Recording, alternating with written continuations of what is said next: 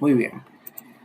La semana pasada nosotros estuvimos trabajando con el tema de, bueno, seguimos, Creo que Entity Framework. sí, con los modelos. Terminamos el tema de los modelos Exacto. de MVC. Básicamente hicimos un mantenimiento en base de, después ya teníamos todos los conceptos de MVC, hablamos un mantenimiento ya, que utiliza todos los conceptos, modelo, vista y controlador. Y entonces, esta semana vamos a comenzar a trabajar ya con la Clean Architecture, con las arquitecturas limpias, específicamente Onion. Y para poder trabajar con Onion y entender también las ventajas de Onion, hay que recordar ciertos conceptos de programación 2, como son los principios de diseño, o sea, Solid, que conlleva también a su vez reflejar muchos conceptos de programación 1. Entonces, hay que tener un buen manejo de programación 1, o sea, abstracción, encapsulamiento, interfaces, polimorfismo, clases, objetos, todo ese tipo de conceptos, implementación, instancia, porque es la manera técnica de referir. Cuando trabajamos con las arquitecturas Clean y con Solid, se utilizan muchos términos técnicos, entonces por eso es importante manejarlo. Bueno, iniciemos entonces con el primer principio de diseño. Sabemos que los principios de diseño lo que nos dan es básicamente una guía, como decir así, un guideline, un conjunto de reglas que seguir, que nos va a permitir construir un código que sea fácil de escalar, o sea, de hacer crecer, y de modificar, o sea, de mantener. Y lo que buscamos con Solid es construir un código que sea limpio, lo que llamamos el clean code. Entonces, todos los principios de diseño fueron definidos por un famoso ingeniero de software llamado Robert C. Martin en un libro que se llama Clean Code, que es un libro que yo recomiendo leer a todo aquel que quiera pues mejorar de manera significativa todo lo referente a la calidad de cómo construir su código. Entonces, sabiendo eso de Solid, vamos a analizar Profesor, cada uno de esos principios. Sí, está en inglés el libro. sí, son en inglés. Hay otro libro que voy a recomendar, pero sí en inglés. Profesor, me va a disculpar, pero no Uh-huh. sé cuánto va a durar el UPS, por si me salgo de repente, Está bien, que se fue la luz aquí. ok, está bien. Como quiera voy a ver la grabación. Sí, es recomendable. Entonces, el primer principio de diseño que plantea Solid es el Single Responsibility. Esto, de manera gráfica, vamos a tratar de entenderlo. Estos robocitos, cada uno representa una clase, básicamente. Pero lo hacemos con robot, para hacerlo más, como dije, gráfico. Entonces, este robot tiene la capacidad de ser chef, de ser jardinero, de ser pintor y de ser conductor. Es obvio que ese robot está haciendo tiene demasiados comportamientos y comportamientos que no están asociados uno con otro. Entonces, el principio de responsabilidad única requiere, ¿verdad?, un poquito de experiencia de yo poder analizar que si esa clase lo cumple o no. Pero también es un poco obvio, en verdad, porque si le hacemos un poquito más específico el ejemplo, si yo tengo una clase que maneja base de datos, ¿por qué yo dentro de esa clase que ya tiene una responsabilidad que maneja la base de datos, yo voy a ponerle también métodos para manejar archivos? Y voy a poner métodos para enviar correo. Y en fin, yo voy a meter pila de funcionalidades dentro de esa clase que no están relacionadas unos con otros. Entonces esa clase estaría rompiendo el principio de Single Responsibility. Y por ende no estaría cumpliendo tu sistema con Solid.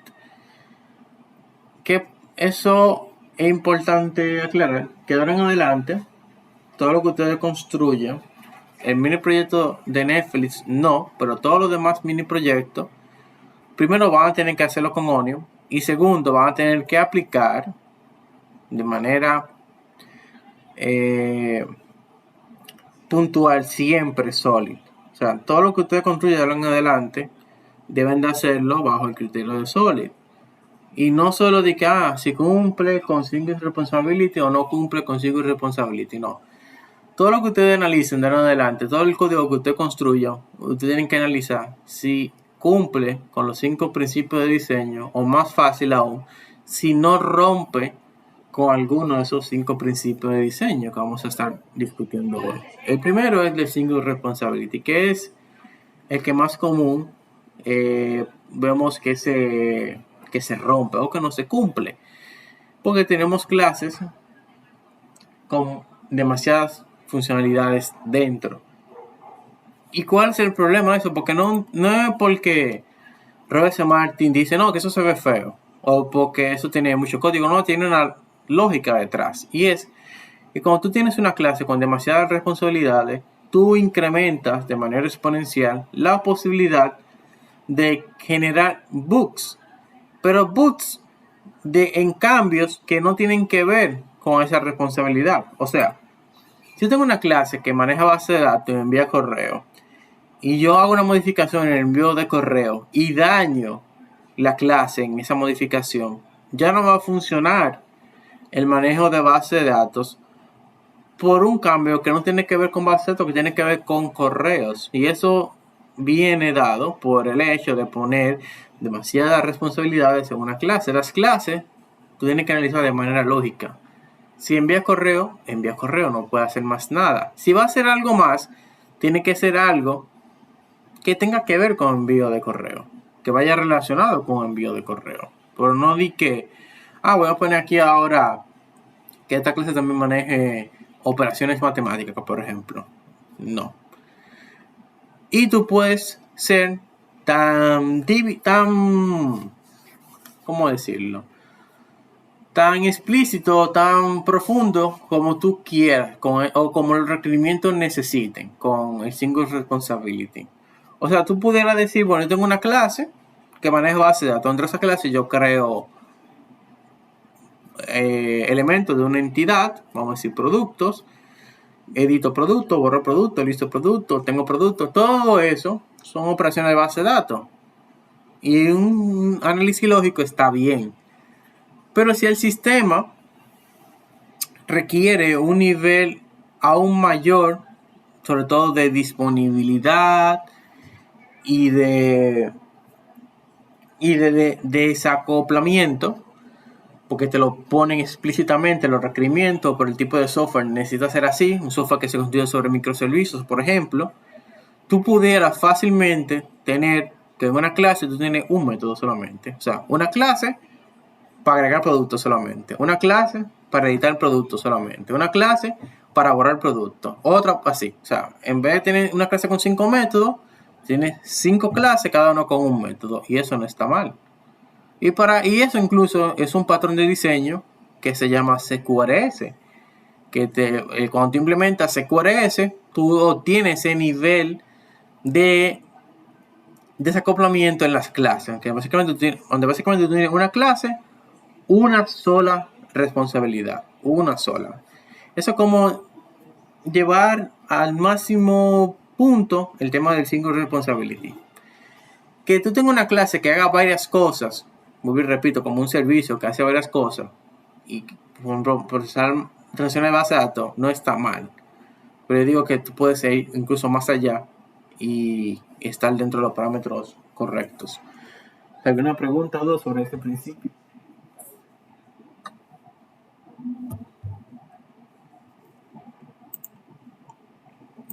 Sí, Jairo. Pero yo creo que he intentado eso de que single responsibility Uh-huh. en un programa que yo estoy haciendo básicamente como un bot de Discord en Python. Okay. Bien. Cada comando vendría siendo como una clase. Ok, sí, eso pudiera ser, sí. Bueno, ahí está.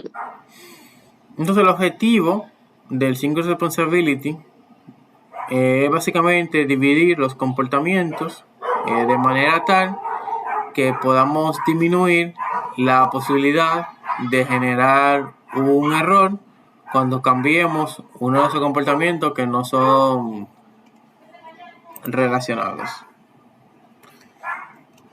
Bien, entonces, el siguiente principio. El siguiente principio es el Open Close Principle. Este principio lo que dice es que las clases deben de estar abiertas para extensión, pero cerrada para modificación. Miren qué sucede.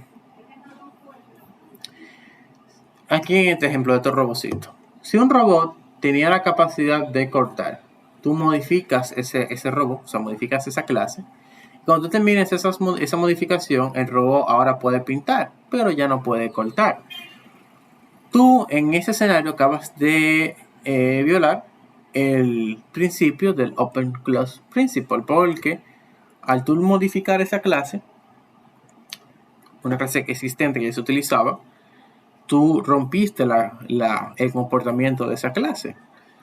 Lo ideal es que si tú tienes una clase que corta, tú modificas esa clase, luego esa clase pueda tanto cortar como pintar. O sea, tú puedes extender la funcionalidad de una clase, pero tú no puedes modificar los comportamientos que esa clase tenía definidos. O sea, si una clase cortaba y ahora tiene que pintar, tú no puedes en esa modificación cargarte la capacidad de cortar de esa clase. Tienes que hacer las dos cosas, tienes que cortar y tienes que pintar. Si tú tienes una clase de envío de correo y ahora tú vas aparte de enviar correo por un protocolo estándar, tienes que enviar correo con un protocolo con seguridad, con SSL. Tú no puedes, cuando hagas esa modificación, que esa clase deje de tener la capacidad de enviar correo con un protocolo sin seguridad, sin SSL. Porque si tú haces eso, estás rompiendo el principio del Open Close Principle. Porque si hay una clase que ya está construida y se utiliza en otros lugares, cuando tú vayas a modificar esa clase para agregarle un comportamiento, por ejemplo, para extender ese comportamiento, lo ideal es que tú implementes alguna técnica que te permita extender ese comportamiento sin modificar la clase, ya sea utilizando herencia, donde en la clase hija, sí, Jairo, antes de continuar. Yo lo que estoy pensando es que con Open Close también se puede combinar con el anterior principio. Es que todos los principios se usan combinados. Tú no puedes en un lugar solo tener single responsibility. Cuando tú implementas Solid, tienes que implementar todos los principios o no estás implementando nada. Entiendo. Por eso dije que de ahora en adelante todo lo que hagan tienen que analizarlo con Solid. Todos los principios. Cada cosa que tú hagas dentro de su software, tienes que aplicarle los 5 principios y ver si cumple con los 5 principios. Siempre. Si no cumple con uno de esos principios, pues está mal. Funciona, profesor, que sí o que sí. Pues yo dije que esta clase no iba solo de programar, iba de programar bien. Y programar mal está mal. That's it. Sí, Samuel. Y después Russell, creo que fue. Russell la levantó primero, así que vamos a dejar que la hable primero. Ok. Bueno, realmente en mi caso, Uh-huh. no sé si también Samuel diría eso, pero en programación 2 nosotros trabajamos en su totalidad con Solid Uh-huh. y aprendimos sus bases y sus cosas. Sí. Entonces, lo que le quería preguntar es, en el caso de sustitución por Liskov, como es un principio que es el diferente a los otros, porque no se utiliza esa interfaz necesariamente, Uh-huh. ¿también implicaría utilizarlo obligatoriamente? En el caso de que no sea necesario. No, porque es que los principios, Los principios, a diferencia de un patrón de diseño, el patrón de diseño sí, tú lo utilizas cuando tú tienes un conflicto X, pero los principios es algo que siempre está en todo lo que tú haces. O sea, no es que yo ahora voy a aplicar el principio de sucesión de Lisco. Tú no aplicas ese principio. Ese principio siempre está ahí. Si tú estás programando, Ok. siguiendo esos lineamientos. Entonces sería así, por ejemplo, si yo tuviera varias clases heredando de las mismas. Exacto. Y por alguna razón yo estoy infringiendo ese principio, ya ahí usted ahí me Exactamente. infringiría. Ok. No, perfecto. Entendido entonces. Si en algún momento de tu software tú implementas herencia o un polimorfismo porque lo necesitas, tú tienes que asegurarte que en ese proceso cumplir con Solid. No es que yo estoy diciendo, no, tienes que heredar obligado. Y no. Si tú lo necesitas, y lo vas a necesitar, obviamente. Samuel. Bueno, como bien Russell había dicho, nosotros en programación 2 aprendimos a trabajar con Solid en su totalidad. Uh-huh. Y por lo menos una abstracción que yo pude tomar de todo eso es que Solid tiene algunos principios que son dependiendo de la lógica que uno necesite. Por ejemplo, el dependency inversion, yo entiendo que depende mucho de la lógica del programa en cuestión, al igual que Liskov. Pero en la mayoría, o sea, lo que yo puedo entender, se pueden aplicar independientemente a la lógica. Lo que pasa es que si tú haces un software y tú no programas bien, tú realmente te va a ver enfrentado a decisiones de inversión de dependencia, decisión de Liskov. Pues tú pasas un software si sigue Solid, pero si tú haces un software bajo una arquitectura clean, como el caso de Onion, tú estás obligado a seguir todos los principios de diseño, porque Onion te va a obligar a configurar inversión de dependencia, te va a obligar a tener posiblemente sustitución de Liskov, o bueno, Open Close Principle, porque va a tener que implementar Decorator para la inyección de dependencia. O sea, cuando tú implementas una arquitectura clean, la arquitectura clean te obliga a trabajar con Solid, básicamente, por la serie de configuraciones que tú tienes que hacer para utilizar dicha arquitectura. O sea, que cuando yo implemento cualquier tipo de clean architecture, yo tengo que implementar Solid en su totalidad. Sí. O bueno, me fuerza a. Exacto. Te fuerza a trabajar bajo un pensamiento de Solid, sí. Ok, entiendo. Vuelvo y repito, Solid no es una implementación tal cual, porque no es un proceso, no es una serie de pasos, simplemente es unos lineamientos, una guía que debemos tener en cuenta al momento de realizar acciones dentro del código. Cuando tú creas una clase, asegúrate que tenga single responsibility, cuando la vas a modificar, asegúrate que cumple con el principio de decisión del ISCO y todo tipo de cosas. Es como en los animes, por ejemplo, en Demon Slayer. En Demon Slayer, no sé si alguien lo ha visto aquí, pero whatever. El punto que en ese anime, cuando tú vas, ellos peleaban, ellos tienen que manejar la respiración. Y luego le dijeron, si tú quieres ser duro, tú tienes que todo el tiempo controlar la respiración. Es lo mismo con el principio de Solid. Si tú quieres ser duro en programación, tú todo el tiempo que estás construyendo un software, tú tienes que pensar Solid. Estoy cumpliendo con esto, estoy rompiendo aquello, hice esto, eso cumple con el principio, sí, perfecto. Tarán. Una forma más fácil de hacerlo es analizar si lo rompe el principio. Si no rompe un principio, eso que yo acabo de hacer, esa herencia que hice, esa interfaz que hice, lo que sea que haya hecho, si no rompe ningún principio, es porque está bien, posiblemente. Entonces sigo desarrollando. Entonces ese es el punto.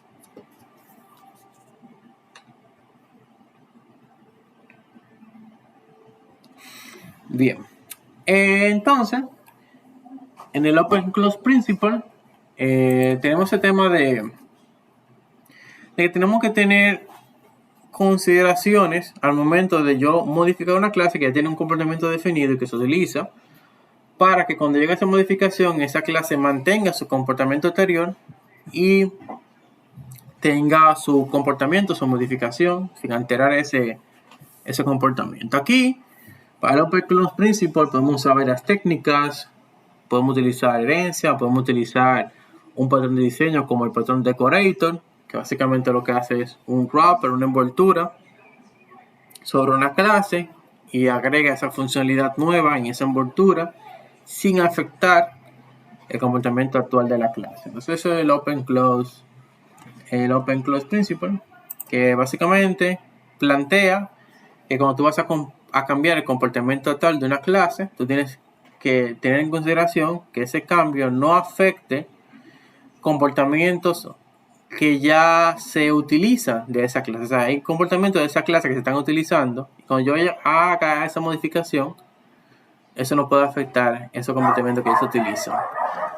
El objetivo de todo esto es que yo pueda ampliar la capacidad de una clase sin cambiar los comportamientos ya existentes dentro de esa clase, y así evitar tener bugs en esas clases donde la utilicen, básicamente. El siguiente principio es el principio de sustitución de Liskov. El principio de sustitución de Liskov dice de manera textual, este principio, que cuando tú tienes una clase S que es un subtipo de la clase T, yo entonces voy a poder en mi programa reemplazar cualquier objeto de T por un objeto de tipo S, y eso no va a afectar absolutamente en nada a la aplicación.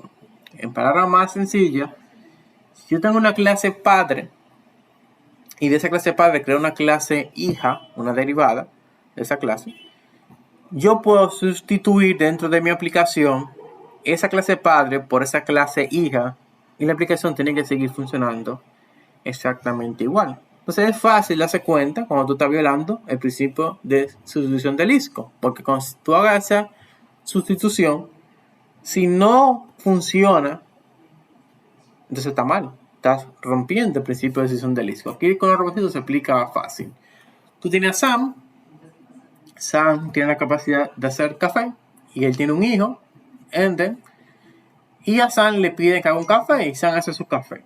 Perfecto, eso está nice. Luego a Ender le piden, bueno, que haga lo mismo que su padre, que haga un café. Y Ender, en vez de hacer un café, lo que hace es que le da una botella de agua.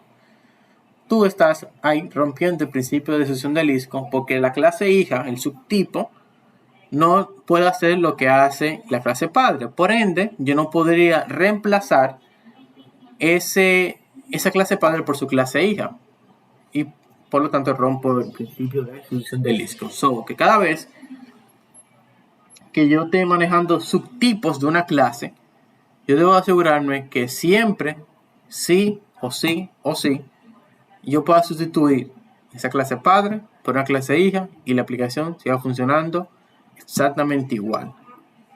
Dígase que si yo en un sitio yo estaba usando Email Service normal, y luego yo de Email Service creé una clase hija llamada Email Service with SSL, y yo ahora en ese código utilizo Email Service with SSL, automáticamente yo hago ese cambio y la aplicación debe seguir funcionando exactamente igual como funciona. Ya luego, si yo en esa clase que yo cambié el servicio de envío de correo, yo quiero utilizar el envío con SSL, pues utilizo el envío con SSL. Pero de manera inicial, la clase siguió funcionando bien sin yo tener que hacer ningún cambio. Por ende, entonces, yo estoy respetando este principio de diseño cuando diseñé esa herencia.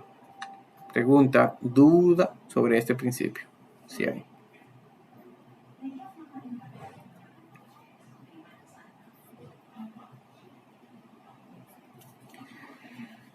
Ok. Benjamin, sorry. Entonces, eso quiere decir que la clase padre tendría que tener los métodos públicos para que la clase hija pueda acceder a ellos. No necesariamente, porque si esa clase padre tiene métodos privados, es porque esos son métodos que utiliza internamente la clase. Lo que quiere decir es que si esa clase tiene un método público, protected, lo que sea, que es utilizado por otra clase, cuando yo sustituya esa clase padre por su hija, ese método debe seguir funcionando exactamente como funciona en su clase padre, aunque la hija tenga comportamientos diferentes, pero ese comportamiento original de su clase padre tiene que mantenerse. Eso es lo que Pero pero la simple herencia ya no le da esa capacidad a la clase hija. Sí, pero tú pudieras hacer esa herencia y hacer modificaciones a la clase hija, por ejemplo, agregar un constructor o agregar una propiedad que no estaba en la clase padre, que cuando tú hagas el cambio, como esa propiedad ahora es requerida en la clase hija, pero en la clase padre no era requerida, entonces ahí tú estarías rompiendo el principio de sucesión del ISCO. Yeah. Entonces, Ok. porque no tuviste eso en consideración. Entonces, lo que dice esto es que, hey, tienes que asegurarte de tú poder hacer esa sustitución. O sea, Pero, tú vas a hacer modificación en tu clase hija, si tú puedes, pero tienes que pensar siempre en tu clase padre. pero yo sí pudiera utilizar sobrecarga de métodos. Si yo quiero que la hija tenga un método propio, pero que también tenga un método por defecto que sea igual al del padre. Eso yo lo puedo hacer. Sí, siempre y cuando tú mantengas la funcionalidad del padre, llamando base dentro de ese override. Exacto. Sí. Por ejemplo, si el padre su método por defecto tiene un método por defecto, ¿verdad? Que no acepta parámetros ni nada. Sí. Entonces yo voy a hacer una clase hija. Si yo quisiera que esa clase hija tenga su propio método de que acepte parámetros, Sí. ya yo tendría una sobrecarga de métodos, pero igual puedo seguir a través de base, puedo llegar al constructor por defecto sin parámetros del padre. Sí, me parece que no va a ser una sobrecarga tal cual, porque si tienes parámetros nuevos, la firma del método es diferente y serán como métodos diferentes, básicamente. Pero O sea, ahí sigo respetando el sí, principio. claro, repite el principio, porque es un método nuevo, con parámetro nuevo, y tú puedes, de la clase hija, seguir llamando el método anterior. O sea, que Lo que yo no pudiera tener es en la clase hija un método por defecto que trabaje diferente al método por defecto padre. Exacto. O un constructor, por ejemplo, tú en la clase padre tienes un constructor. Un constructor, sí, a eso me refiero. O sea, en la clase hija, si los dos tienen método constructor por defecto, si la clase hija también va a utilizar ese constructor por defecto, no debe de cambiar. No, tiene que tener una implementación del padre para que siga funcionando como el padre. A través del padre. Y una sobrecarga, una implementación para el del hijo, sí. Okay. Pero tiene que tener la implementación del padre. Porque si no lo rompe. Yo lo heredo y lo amarro a través de base. 2 puntos base. Sí, exacto. Nítido. Que tú pudieras no hacerlo, ¿tú entiendes? O sea, es el punto, tú pudieras no hacerlo y romper ese principio, entonces al no hacerlo. Ok. Te decía algo, Samuel.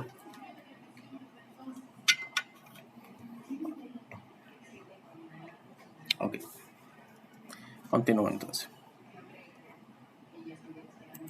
Este es el más fácil de todos los principios, que es la segregación de interfaz, el interface segregation. Miren, lo que dice este principio es que yo, por ejemplo, tengo una interfaz que tiene estos comportamientos definidos, que los robots puedan dar vuelta, que puedan mover el brazo y que puedan mover las antenas. Este robot, que tiene antenas, puede dar vuelta, puede mover el brazo y puede mover las antenas, perfecto. Pero este robot no tiene antenas y por ende, este método que está aquí no lo puede implementar. O sea, cuando yo le implemente esa interfaz a ese robot, va a quedarse un comportamiento sin implementarse, que es el de mover antenas. ¿Qué sucede? Esto es muy fácil de tú darte cuenta, igual que el principio de sucesión del ISCO, cuando tú estás violando este principio. Si tú implementas una interfaz en una clase y tú te ves obligado a tener que no implementar algunos métodos de esa interfaz en esa clase, tú estás violando el principio de segregación de interfaces. Segregation interface. That's it. Por ejemplo, si yo tengo una clase, el típico mantenimiento, ¿verdad? Crear, actualizar, borrar, editar, listar. Y yo de repente me encuentro con una entidad que no borra. ¿Por qué no borra? Porque el borrado es lógico, que a los fines es una actualización. Si yo tengo una interfaz de mantenimiento que tiene el método borrar, cuando yo le implemento esa interfaz a esa entidad que no necesita borrar, porque no va a ser un hard delete, o sea, no va a ser un delete from, no va a ser, sino que lo que va a ser un delete a una propiedad, esa clase va a dejar de implementar ese método delete. Entonces, eso significa que esa interfaz está mal diseñada y que tú tienes que reestructurar esa interfaz. De hecho, en esta clase, cuando diseñemos la interfaz de los mantenimientos, la vamos a diseñar con el método delete y todo eso, la vamos a diseñar con un pequeño error de diseño. Aunque también eso depende del software que tú hagas. Porque si tú tienes un software que todos los eliminados son hard delete, o sea que no hay soft delete en ningún lugar, pues esa interfaz dentro de ese sistema está correcta. Ahora, si tú dentro de tu desarrollo de ese sistema te tocas con un escenario donde tú no tengas que implementar algún método de esa interfaz, entonces en ese software el diseño de esa interfaz está mal porque está rompiendo el principio de segregación de interfaces. Las interfaces tienen que segregarse de manera tal que siempre que se utilice esa interfaz sea porque se va a implementar el método o los métodos que están en esa interfaz. Y tú puedes, igual que el Single Responsibility, dividir esa segregación, o sea, hacer esa segregación al punto de que tú tengas un método por interfaz y eso no está mal. Y eso no está mal. Porque cuando tú segregas así porque los requerimientos te obligan a hacerlo así, está bien, porque son requerimientos. O sea, el software siempre, con sus requerimientos, te va a decir qué tanto tú necesitas el Single Responsibility o qué tanto tú necesitas hacer el Interface Segregation. Pero este principio lo que te dice es de que tú implementas una interfaz y tú dejes de implementar un método de esa interfaz. Está mal diseñada esa interfaz para ese software. Hay que hacer un refactor. No tiene que hacerse en ese momento de que ahí mismo, porque puede ser que ese refactor sea un poco amplio. Tú también en el momento lo dejas simplemente con el no implemente, pero debe de en algún lugar anotarse de que hay que rediseñar el diseño de esta interfaz porque está rompiendo el principio de Interface Segregation. O sea, siempre tenemos que pensar así. Para algunas personas seremos molestos, porque si el tigre siempre está consumiendo de Solid, pero tenemos que programar bien. Entonces, profesor, en este caso, perdona, Jairo levantó la mano. No, dale, termino. A ver si No, entendí. termina. Ok, a ver si entendí este caso. Si yo tengo una interfaz que tiene una X cantidad de métodos, si yo, por ejemplo, heredo de esa interfaz, yo estoy obligado o implemento esa interfaz, yo estoy obligado a utilizar a implementar todos los métodos, o sea, a implementar todos los métodos que tenga. Todos, sí. La X cantidad. Si donde yo estoy implementando, realmente yo no necesito todos, necesito uno, pero tiene 10, ya eso está mal. Sí, es así. Entonces, para que esté bien, yo tengo que identificar dentro del entorno del programa, dentro del entorno de mi programa, ok, más para adelante yo voy a necesitar esa interfaz, pero la verdad yo nada más voy a necesitar 2 de los 10 que tengo. Entonces esos 2 los saco de ahí y los pongo en una interfaz aparte. Exacto. Okay. Y así comienza a hacer la segregación hasta que cuando termine el desarrollo esté óptimo. Las interfaces diseñadas de manera óptima. Entendido. Jairo. Sí, básicamente estoy viendo acá que mira, según la ilustración para ya son como varias interfaces Sí. que utiliza los robots. Ujú, En este caso, exacto. si uno puede hacer cierto ejercicio, pues esa interfaz está bien. Lo que sí no se puede es que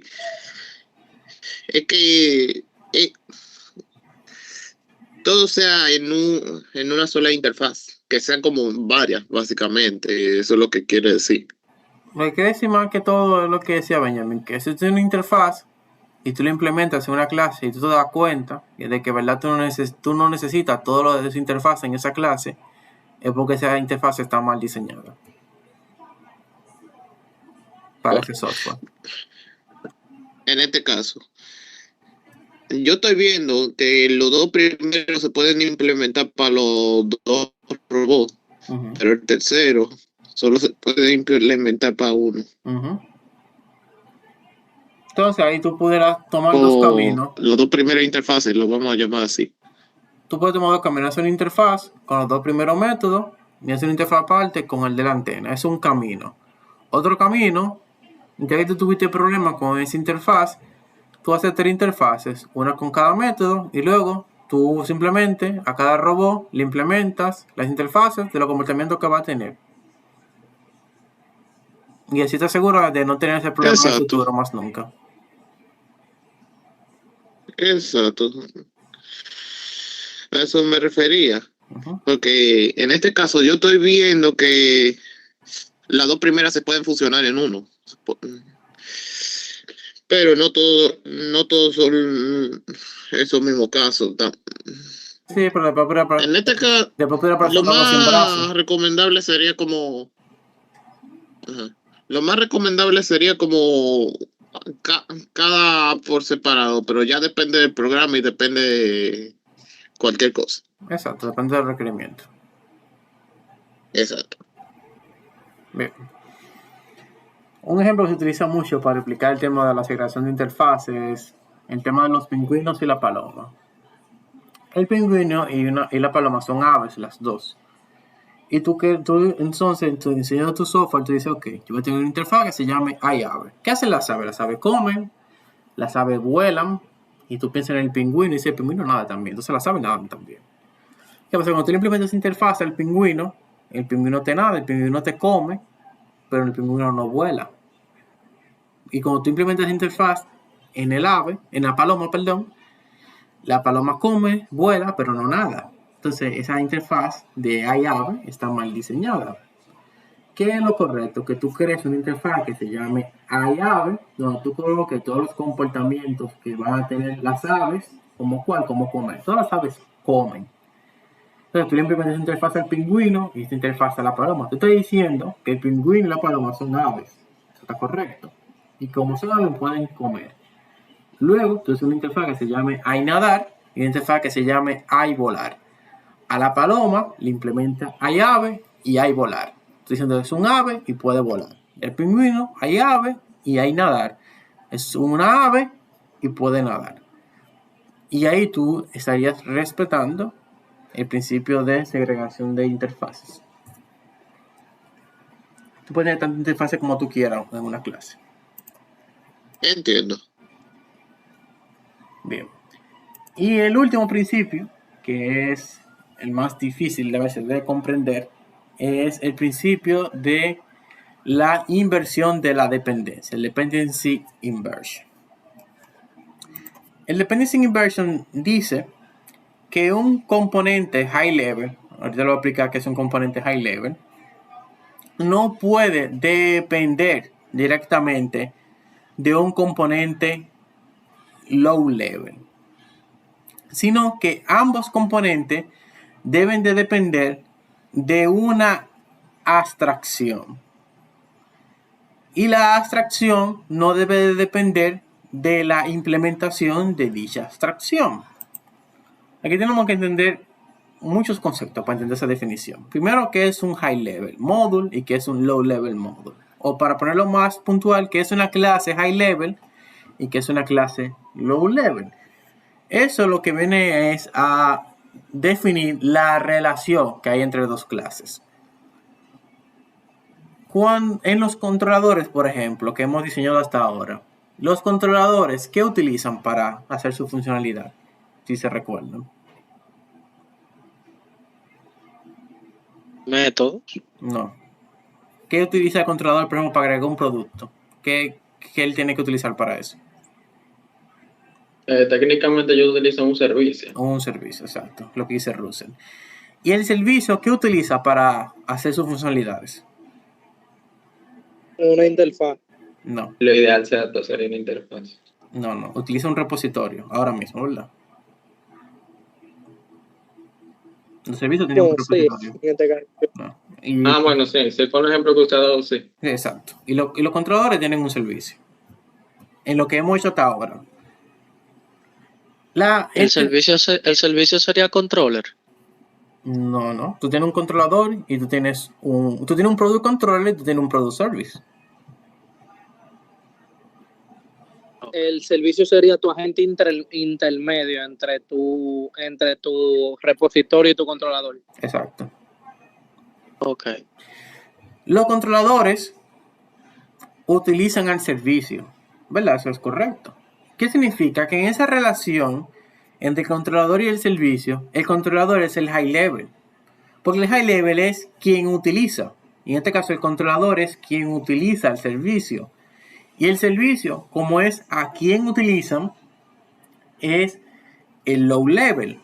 Luego, si analizamos, porque eso tiene que analizarse de clase por clase, la relación entre service y repository, pues en ese escenario el service es high level, porque es quien utiliza el repository, y repository es low level, porque es a quien lo utiliza. ¿Qué pasa? Nosotros estamos utilizando ahora mismo para establecer esa relación implementaciones, no estamos usando abstracciones. ¿Y qué tiene como problema eso? Nosotros estamos provocando que sea ¿quién es el que construye el servicio entre el servicio y el controlador ahora mismo.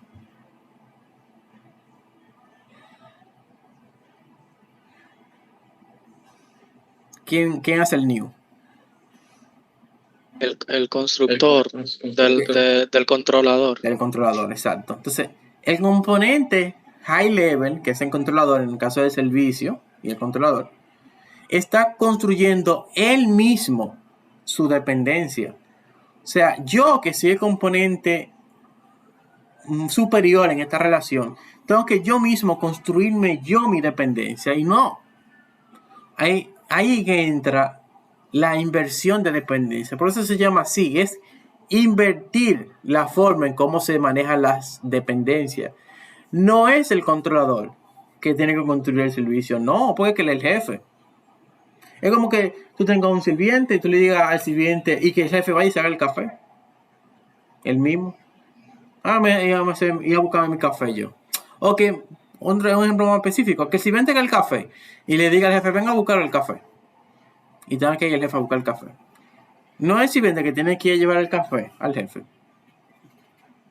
El sirviente por decir algo, el colaborador, que suena más bonito.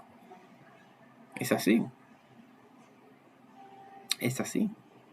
Pero no está sucediendo así. Ahora mismo, el controlador, sí, el servicio está por allá. Sí, yo hice lo que iba a hacer. Tiene que ir el controlador a hacer él mismo su dependencia. Básicamente él mismo buscar lo que necesita para funcionar. ¿Qué sucede? Cuando tú estableces una dependencia donde un componente high level tiene que construir su propia dependencia de un componente low level, ese componente high level está altamente acoplado. Está altamente acoplado con ese componente low level. Y eso es un problema grave de diseño de software. Porque los componentes o las clases tienen que ser lo más desacoplada posible. Tú muchas veces lo que buscas con la inversión de dependencia es el disaccouple de la clase, el desacoplamiento de la clase. Porque cuando tú no tienes esa dependencia, ese fuerte acoplamiento, tu software es más dinámico al momento de crecer, de mantenerse y todo ese tipo de cosas. Porque si de repente yo te digo, ok, ahora hay un Product Service B2, ahí voy con el controlador. Ese controlador tú vas a tener que ir al controlador y cambiar la implementación en el controlador. Y eso está mal. Porque el controlador no debe de enterarse de si ese servicio cambió o no. Que estamos usando la versión B3 del Product Service, el B2, el B1, no importa. Al controlador no le importa, porque él es el jefe. Al jefe no le importa si está usando Café Santo Domingo, Nescafé. No, a lo que le importa es que le llegue un café. No que con qué café se está haciendo. No sé. Por eso nos dicen que para resolver ese tema de la inversión de dependencia debemos de hacer las relaciones entre las clases a través de abstracciones. ¿Qué es una abstracción? Pregunto.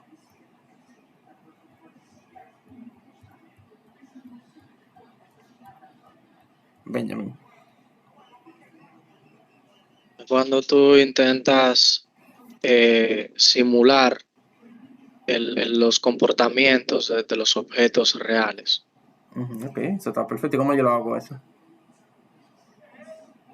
Bueno, por ejemplo, en el ejemplo que usted puso, que cuando el jefe pida el café, no sea él que tenga que buscarlo.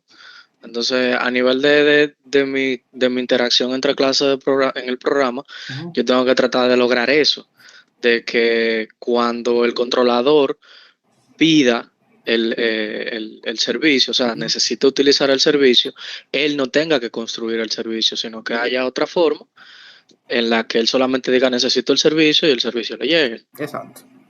Y para eso tengo que utilizar el ¿qué? A nivel de programación, ya una palabra específica que falta. Está excelente, no te falta esa palabrita y ya No me puede acuerdo. ser el profesor ya.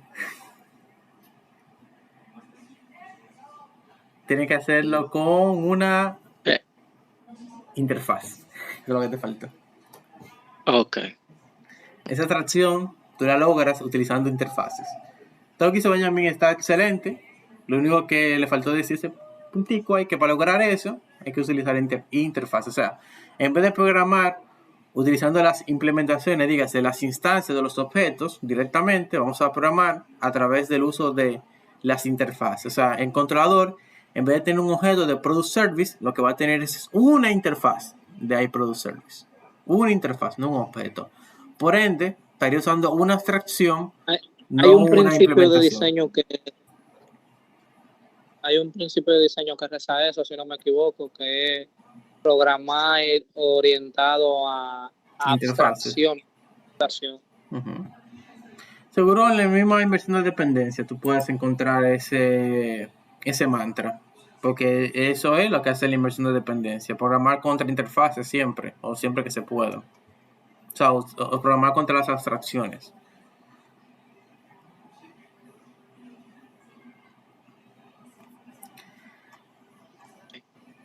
Entonces, el objetivo obviamente de esto es reducir la dependencia de un componente high level con un componente low level a través del uso de interfaces.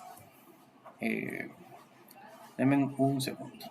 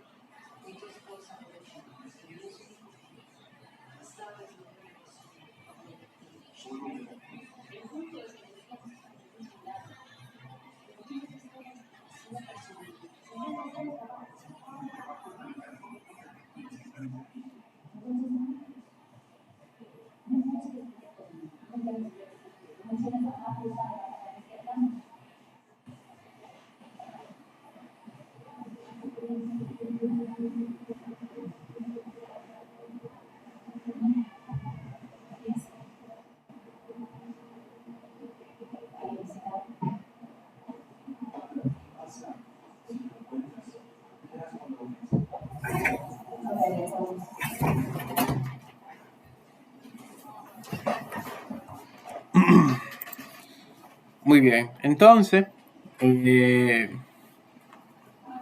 Básicamente hicimos un resumen de programación 2, parte de programación 1. Ve que la orientación objeto no es de que nada más clases y objetos, ¿no? Hay muchas cosas. El encapsulamiento, la abstracción, todo eso es sumamente importante.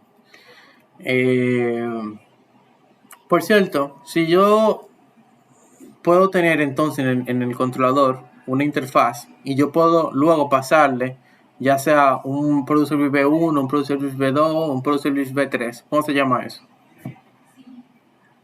Información orientada a objetos. O sea, que yo pueda pasarle a una instancia de un objeto diferentes implementaciones sin... Eso sería polimorfismo. Exactamente, ese es polimorfismo. Entonces, cuando tú utilizas inversión de dependencia, tú haces que tú puedes utilizar el polimorfismo para hacer lo mismo, pero de manera diferente, que es lo que hace el polimorfismo, básicamente. Que a la vez también, para tú tener inversión de dependencia, por eso todo eso se implementa igual. Tú tienes que respetar el principio de distribución del ISCO, porque como tú puedes intercambiar dependencias según tú necesites, cada vez que tú hagas ese cambio de dependencia, tú no puedes afectar, o sea, debe ser sustituible una dependencia por otra. Por lo tanto, tienes que respetar el principio de sustitución del ISCO. Ven cómo todos los principios al final se encadenan, pues si no, no tiene sentido. Edwin. Entonces, maestro, la parte donde viene en sí la necesidad de que el módulo de alto nivel ya no tenga esa responsabilidad sería con esa relación entre, por ejemplo, la interfaz a donde la interfaz que será implementada por la parte que se encargará de inicializar el servicio. Exacto, ya hay la solución de esa inversión de dependencia es que como ya el controlador no está atado a una implementación específica, sino a una abstracción, esa abstracción puede ser sustituida por cualquier implementación que, en este caso, el componente low level le inyecte o le envíe al componente high level. Entonces ya es el low level el que está manejando que se le envía al high level. Y tú rompiste, o ahí tú invertiste las dependencias, que es lo que tú quieres.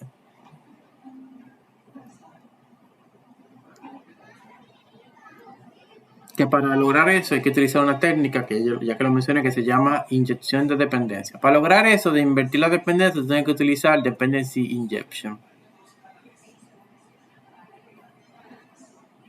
¿Usted nos va a mostrar ejemplo en código de eso?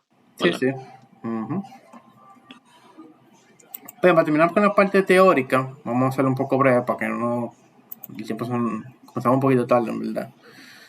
Por mi culpa, obviamente. Miren. Entonces, las Clean Architecture, eso también es un concepto que se inventó Robert C. Martin. Robert C. Martin la para en esta vaina.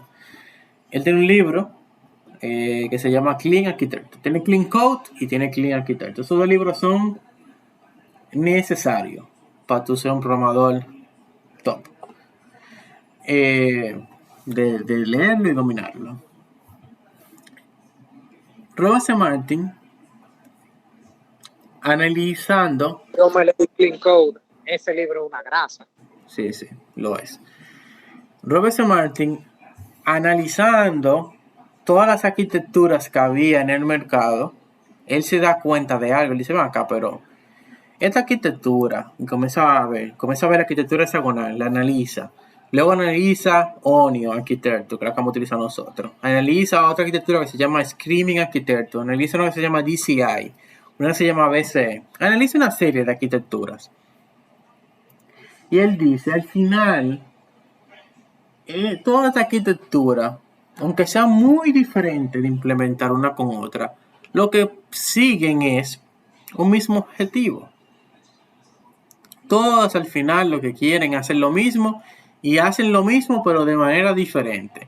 Entonces Robert C. Martin lo que plantea en su libro llamado Clean Architecture es esta arquitectura. Esta arquitectura es el análisis de Robert C. Martin. Es la combinación.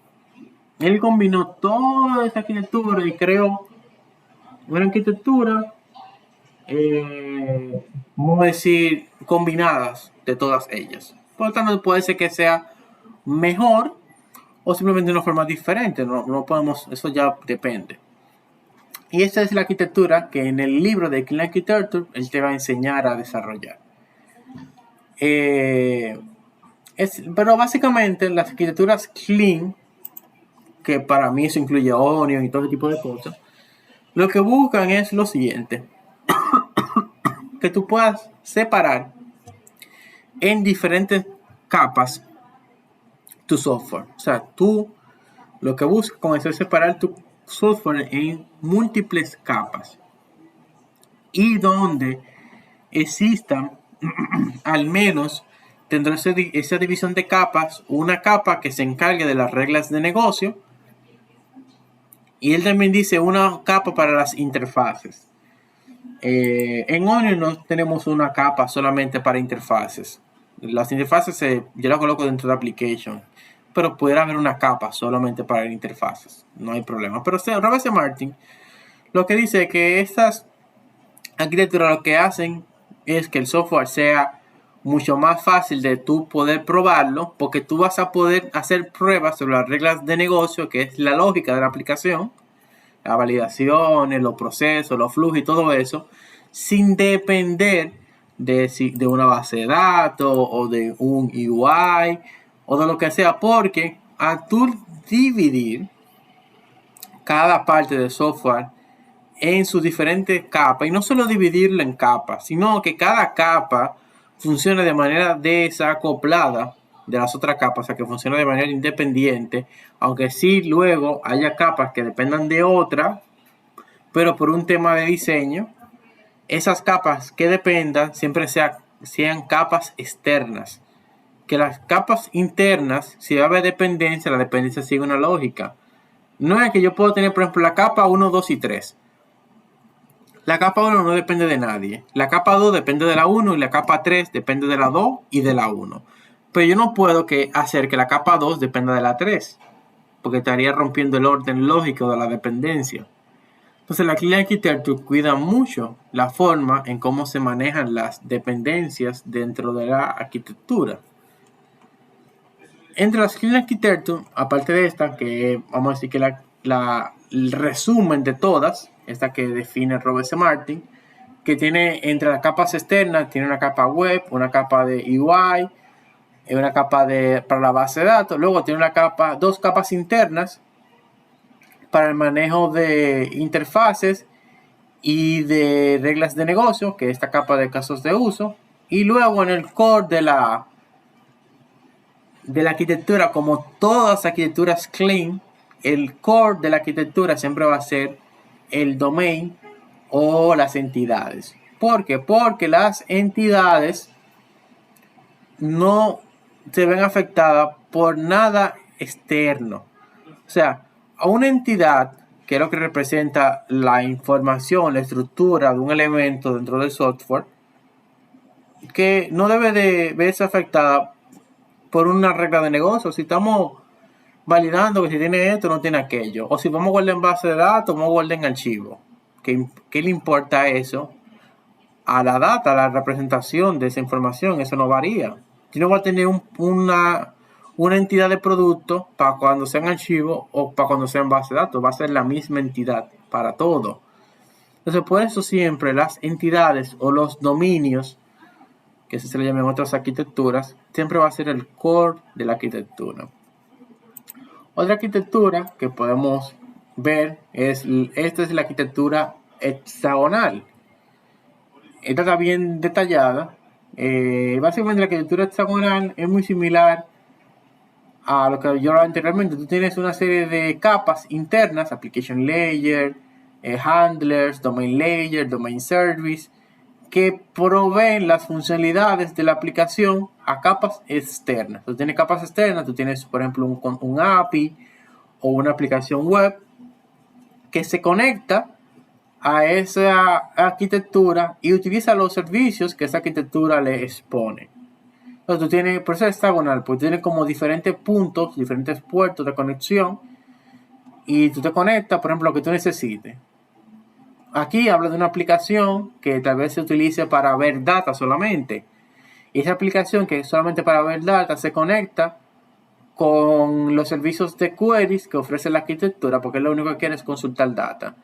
Sin embargo, el API, que tal vez sí hace uso de agregar data y eso, se conecta a los comandos, porque quiere actualizar, borrar ese tipo de cosas y así.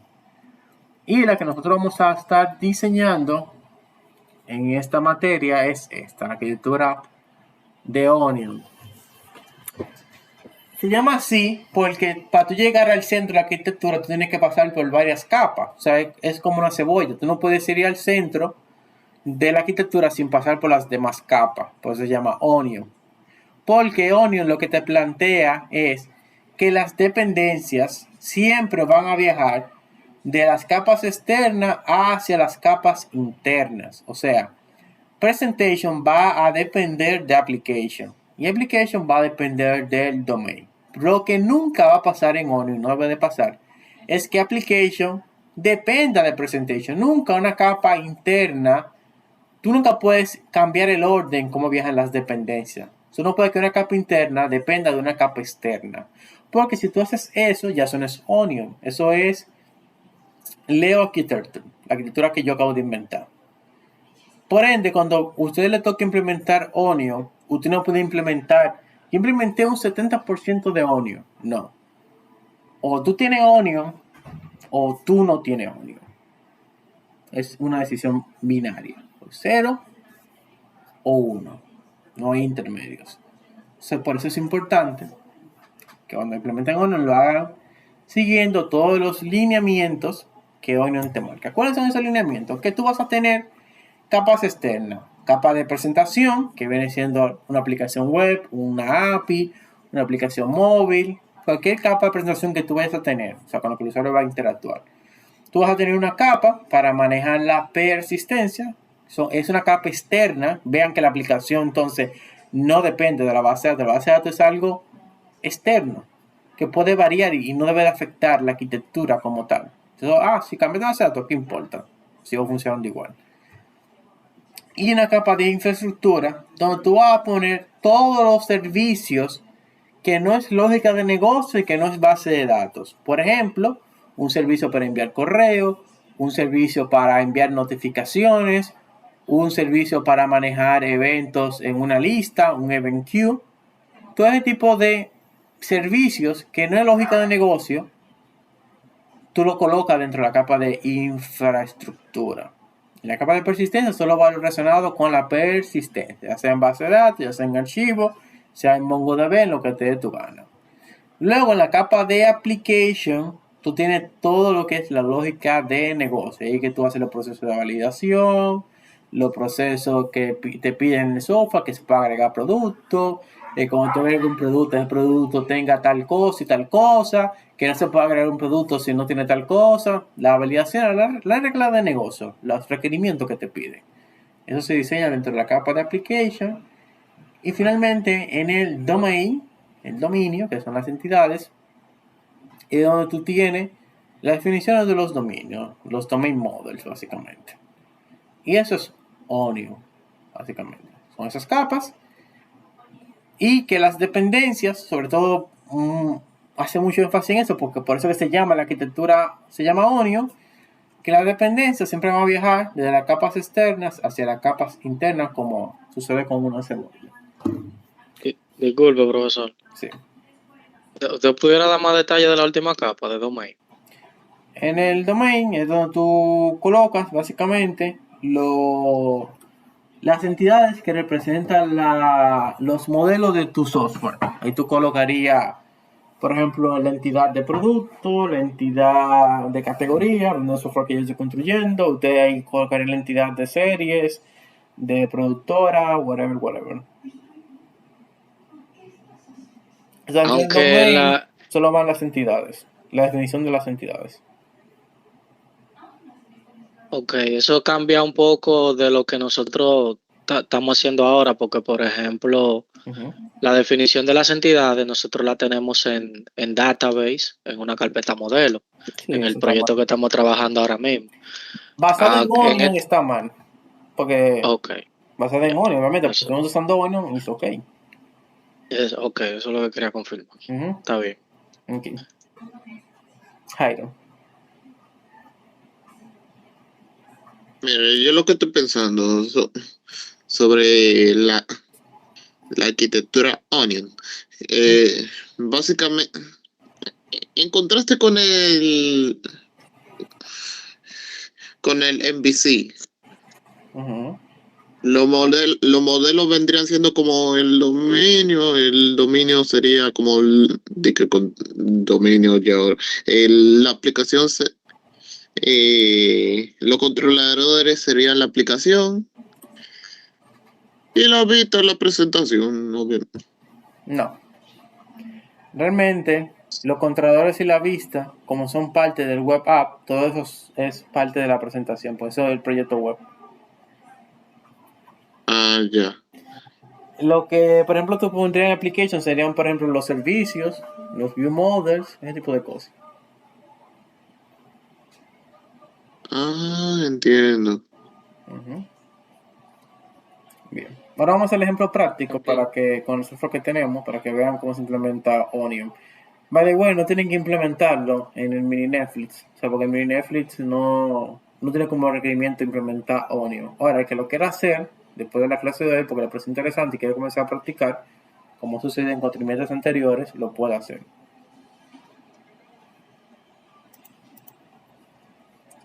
Bien, esto es lo que tenemos hasta ahora.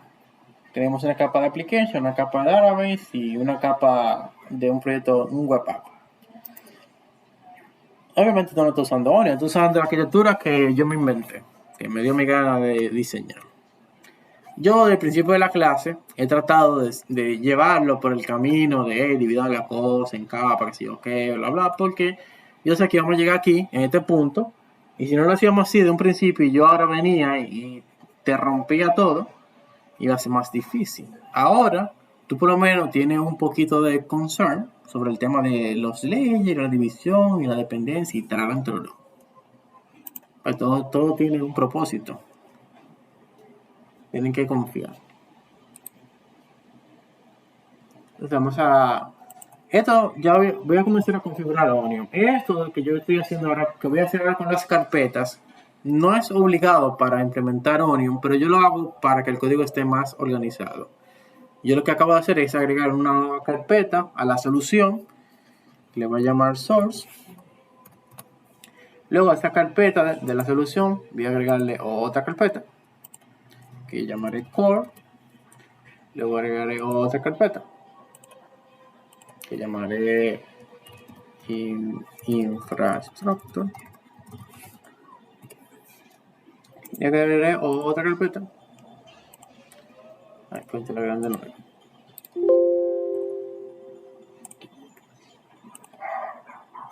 Que voy a llamar presentación.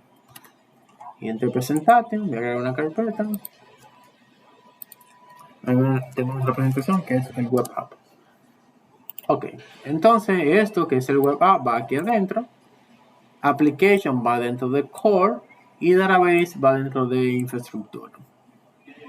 Este es una implementación que yo hago particularmente porque es más fácil luego saber dónde está cada cosa. Pues si tengo 7 proyectos tirados ahí en la solución, yo creo que es un poquito más difícil organizarse. Disculpe, profesor. Sí. La capa de infraestructura no es que trabaja cosas que no, o sea, como envío de correo, Sí, por eso, que no se arregla. por eso hice la referencia de que esto no es Onion, que esta división es una división que yo hago yo Ah, particularmente ok. para organizar. Pero sí, tienes razón. Está atento. Está ahí pendiente. Ajá, pero Eso eso es un disparate. se pudiera, entonces, se pudiera poner database en una carpeta que se llame Persistent. Persistent, exacto, eso mismo. Sí, pero no, como que el proyecto no se va a llamar database, que es lo siguiente que voy a hacer. Los proyectos no se pueden llamar así. Esos nombres de esos proyectos, y eso sí es Onion, están mal. Ok, continúa. Entonces comenzamos con el mismo database, ya que estamos en esto. Los proyectos dentro de Onion deben de llamarse la siguiente estructura. El nombre del proyecto, en este caso es Top App. Si fuera un Pokédex, pusiera Pokédex. Si fuera Mini Netflix, le pusiera el nombre que ustedes le hayan puesto al proyecto. Que ustedes hayan decidido para ese proyecto. En este caso, como está dentro del folder de Infrastructure, pongo así mismo Infrastructure. Son mayúsculas ahí. Y luego el nombre de la capa. Esta capa no es database, sino se llama persistence. Es el nombre de la capa. Entonces, stop.infrastructure.persistence. Lo mismo con application. Entonces sería stopapp.core.application. Application sí se llama así esa capa. El web app lo puedes dejar así.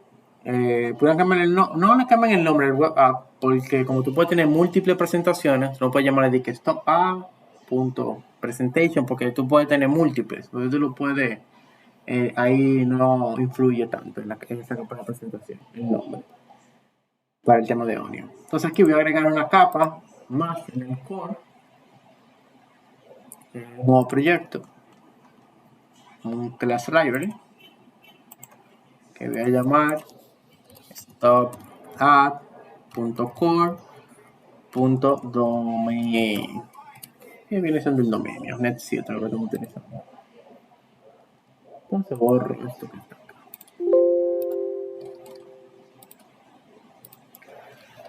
Entonces tengo...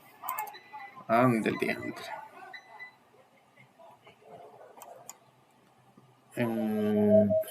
Deme un segundo que se fuera lo otro. Momento RD. Sí, RD Moments.